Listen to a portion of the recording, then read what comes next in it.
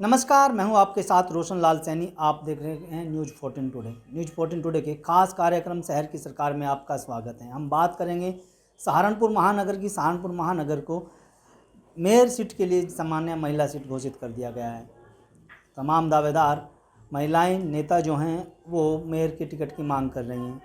दावेदारी बरकरार है। उनमें से एक रश्मि टेरेंस भी हैं जो न सिर्फ स्कूल संचालिका हैं बल्कि कई संस्थाओं में भी अपनी मुख्य तौर पर भूमिका निभा रही हैं। उनसे जानते पहले उनका परिचय लेते हैं। रश्मि जी, आपका स्वागत है न्यूज़ 14 टुडे में। नमस्कार, मेरा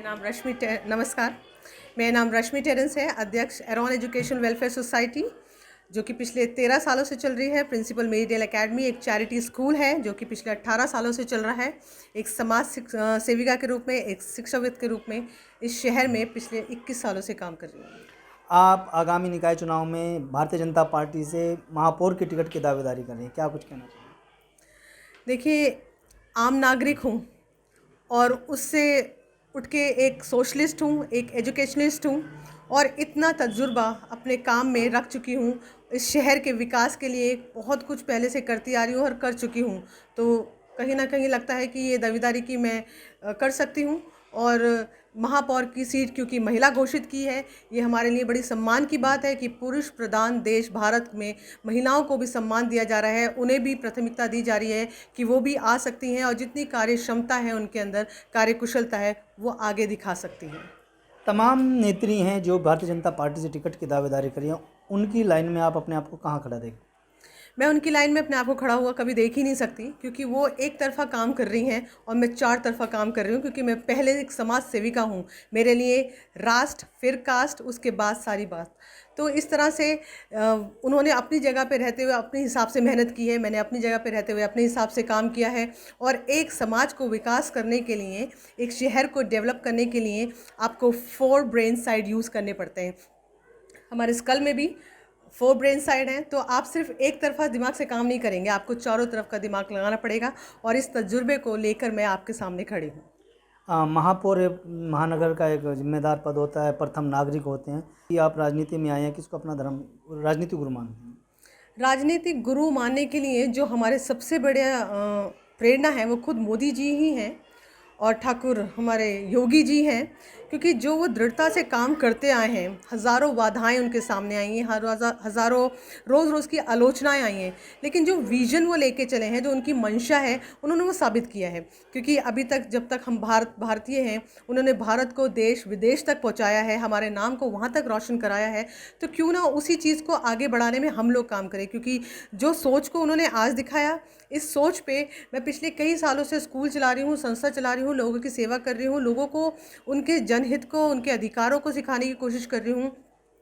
विकास के लिए और डेवलपमेंट के लिए, अपने शहर को स्वच्छ बनाने के लिए, स्वस्थ बनाने के लिए, शिक्षित बनाने के लिए मैं ये सारे काम कर रही हूँ। मेरा सबसे पहला काम ही बेटी बचाओ था, बेटी पढ़ाओ था, नारी शक्ति को बढ़ावा देना था। और ये चीज़ जब हमारे मोदी जी कर रहे हैं, हमारे योगी जी कर रहे हैं, तो इस मुहिम में मेरे जो प्रेरणादायक हैं वो हमारी सरकार मोदी जी ही हैं। पिछले 5 सालों में महानगर में महापौर भारतीय जनता पार्टी के, तो कितने बदलाव सहारनपुर को में देख रहे हैं? कितना स्मार्ट हुआ है सहारनपुर, क्योंकि स्मार्ट सिटी योजना भी यहाँ पर चल रही है।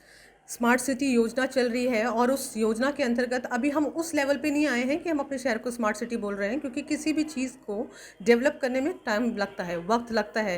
कहते हैं कि जब बच्चा होता है तो उसे भी 9 महीने लग जाते हैं पैरों पे चलने के लिए। तो हम कैसे सोच सकते हैं कि सिर्फ 5 साल में हमारा सिटी डेवलप हो जाएगा? और ऐसा नहीं है कि इस डेवलपमेंट पे काम नहीं हुआ है, क्योंकि स्मार्ट सिटी डेवलपमेंट प्रोजेक्ट पे मैंने खुद भी काम किया है। लेकिन हाँ, ये बात है कि कई बार ऑफिशियल ग्रेड को और जनता को कोऑर्डिनेशन बिठाने में कभी कभी तकलीफ़ आ जाती है। लोग कभी कभी ऐसा हो जाता है कि अगर एडमिनिस्ट्रेशन कुछ करना चाह रहा है तो जनता नहीं करने देती है, और जनता कुछ करवाना चाह रही है तो वो एडमिनिस्ट्रेशन की बाधाएं होती हैं। कितना बदला सहारनपुर में? बदलाव ये है कि आप खुद भी देख सकते हैं, स्ट्रीट लाइट्स लगी हुई हैं, डिवाइसेस बने हुए हैं, स्वच्छ सर्वेक्षण हुआ है। यहाँ पे काफ़ी जो वॉल्स में लोग थूकना पसंद करते थे, गंदा करना पसंद करते थे, तो वहाँ पे सब में बहुत ही ब्यूटिफिकेशन से पेंटिंग्स बनी हुई है।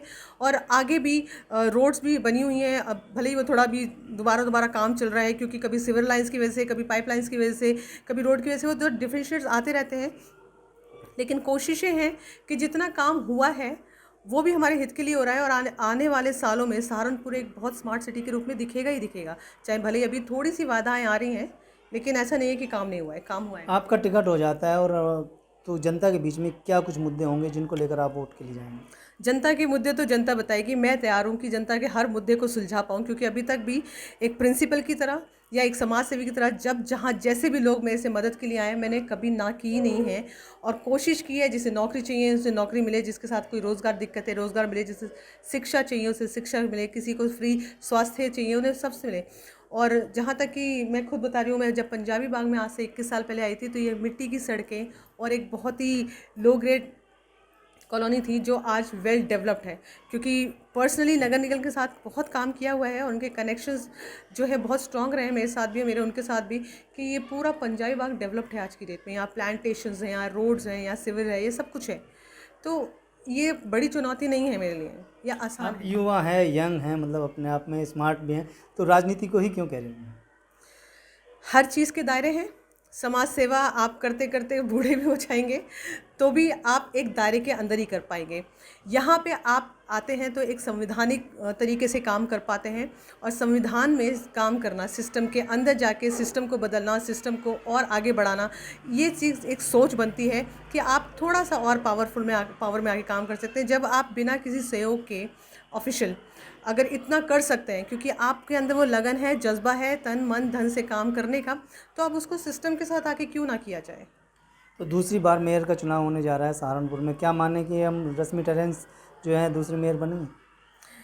मेरी ऊपर वाले से ये दुआ है कि मुझे ये मौका दिया जाए। जनता से मैं सहयोग के लिए अपील करूंगी।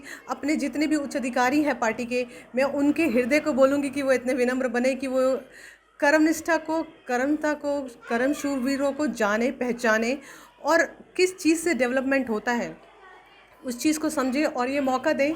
और ये वो भी जानते हैं कि इस मौके पे मैं खरी ही उतरूँगी। तो देखिए, ये थे हमारे साथ रश्मि टेरेंस, जो भारतीय जनता पार्टी से सहारनपुर महापौर की दावेदारी कर रही हैं।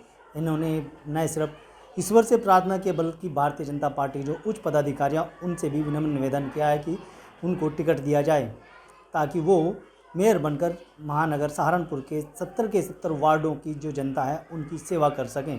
ताज़ा तरीन खबरों के लिए बने रहिए न्यूज़ 14। आपको ये खबर कैसी लगी हमें कमेंट सेक्शन में जरूर बताएं। अगर आप ये खबर फेसबुक पर देख रहे हैं तो वीडियो को लाइक करके पेज को फॉलो करें। इसके अलावा अगर आप इस खबर से यूट्यूब के जरिए जुड़े